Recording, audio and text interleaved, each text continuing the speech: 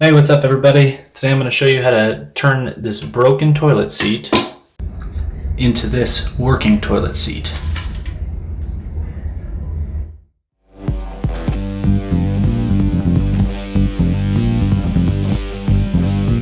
Alright, so I was heading to the bathroom one day and saw this.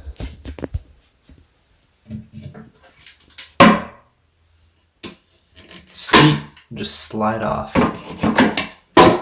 That won't do. So look a little closer.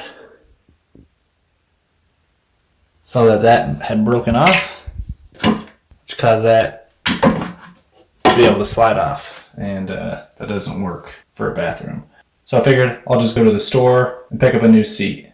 Well, those are like $50. I had a better idea. I was gonna 3D print it, and that's something that anybody can do, even if you don't have a 3D printer. Use free software online, which I'll show you.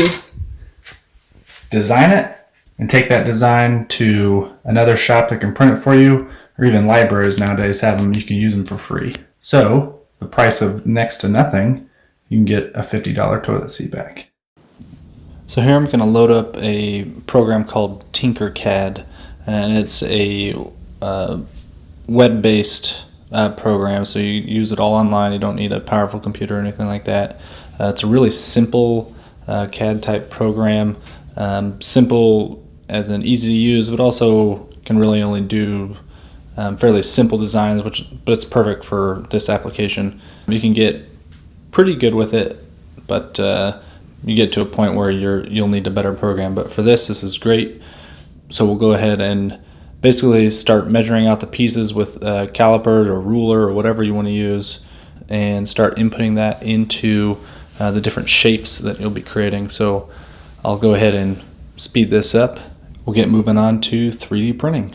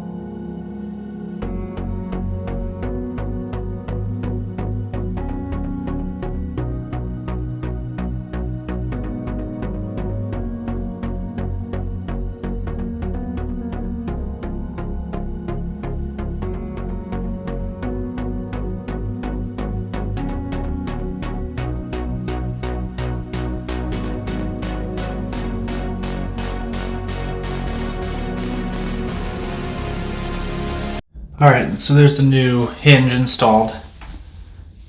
As I was printing it, I noticed a couple things that might be a problem.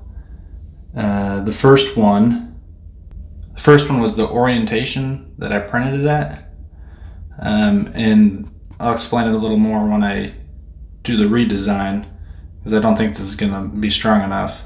But because we did it in layers, like this one, and we built it up like that, it's going to be weak right where the old one broke. So we'll give it a test and see, but it's on there, and we'll see if it's going to do what I think it's going to do, which is snap in half, because it's got some resistance to it. Oh, it didn't do it. Perfect. Well, we'll see how long it lasts, I guess, then.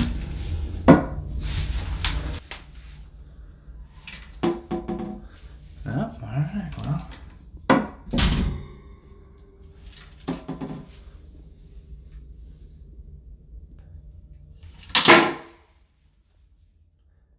Yep.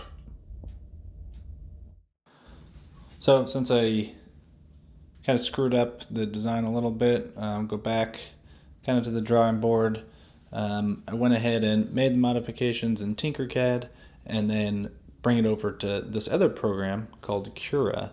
And what this does is you need this to create the layers for the 3D printer to follow. So it what it called is slicing, and it'll basically take the 3D object and create a bunch of layers as instructions for the printer to go each level up to create this piece. So you can see the slight design change, and also the orientation that I'm printing it at.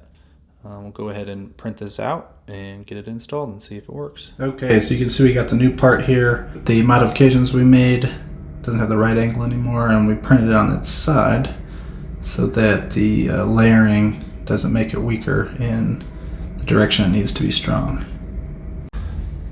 Alright, now we got it installed. You can see it got some differences, and for the most part it looks pretty good and similar to the other one. Let's see if it works.